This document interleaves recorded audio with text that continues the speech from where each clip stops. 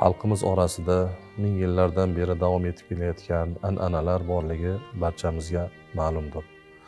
Ana shu an'analardan nikoh marosimi, aqiqa marosimi va o'tgan yaqinlarimizga savob umidida qilinadigan ihsonlar, biz bularni qilishligimizda hammamizni maqsadimiz bo'ladi, ya'ni savobga ega bo'lishlik, o'tganlarimiz ruhi shod bo'lishlikni maqsad qilamiz. Demak, bunda shariatimiz ko'rsatmasi qandoq? Alloh subhanahu va taolo Qur'oni azim shanda shundoq marhamat qiladi. A'udhu billahi minash shaytonir rojim. Yas'alunaka madha yunfiqun qulil af. Kazalika yubayyinullohu lakumul ayat la'allakum tatafakkarun. Sizdan nimani ihson qilishlik haqida so'raydilar. Siz ayting, ortiqchasini ihson qilishlikni ayting deb payg'ambar alayhisolatu vassalomga Alloh taolo bildiradi. Mana shundoq sizlar tafakkur qilishliklaring uchun sizlarga Alloh subhanahu va taolo oyatlarini bayon qilur. Demak, payg'ambar alayhisolatu vassalom bu borada hadislari, ya'ni u zotni hayotlarida o'tgan holat, ya'ni bu Anas radhiyallohu anhudan rivoyat qilingan hadis. Payg'ambar sollallohu alayhi vasallam Haybar g'azoti kuni Haybar bilan Madina orasida 3 kun turadilar.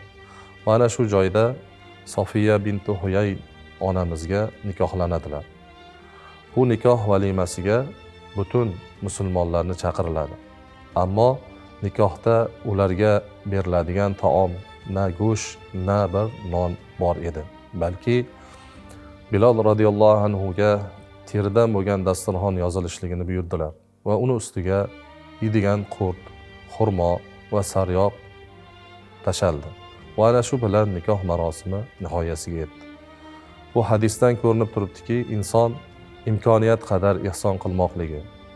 Ihsonda ba'zan imkoniyatsizlar qandoq qilaman, qandoq endi to'yga tayyorgarlik ko'rishim kerak deb turib, ba'zan nikohni kechiktirib olishlik, ba'zan boshqa bir sabablarga sabab bo'lishligi mumkin. Ammo bu holatda payg'ambarimiz alayhisolatu vassalomning ko'rsatmalariga muvofiq qilinsa, qo'limizdan kelganicha ihson qilmoqligimiz.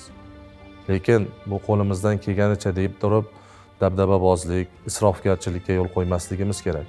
Chunki bugungi kundagi xalqimiz orasida ba'zan mana shu o'zini ko'rsatishlik, dabdababozlik, isrofgarchilikka yo'l qo'yishlik oqibatida bundan qaytariqlar, bundan tiyilishlik kabi illatlarni, ya'ni bundan haddan oshishlikdan saqlanishligimiz uchun rahbariyat tomonidan ham bunga cheklov belgilandi. Ya'ni nikoh marosimlarida 300 kishidan insonlarni oshmasligi.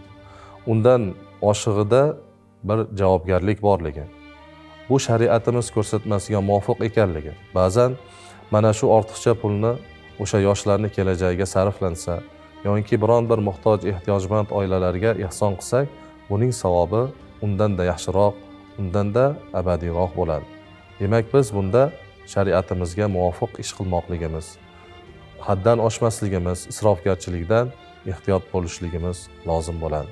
Alloh subhanahu va taolo barchalarimizni hidoyatidan adashtirmasin. Assalomu alaykum va rahmatullohi taala va barakatuh.